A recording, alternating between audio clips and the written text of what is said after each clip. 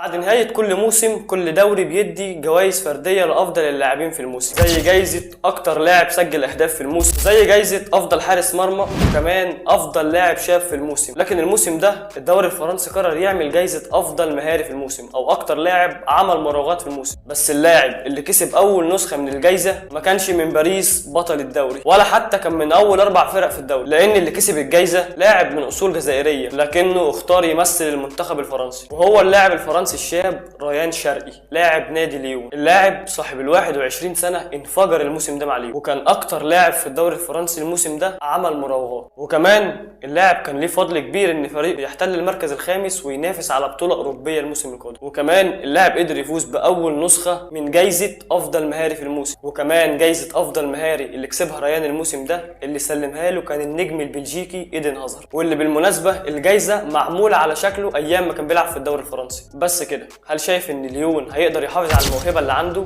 ولا اللاعب هينتقل لنادي تاني؟ والموسم القادم مين هيقدر يكسب الجائزه دي؟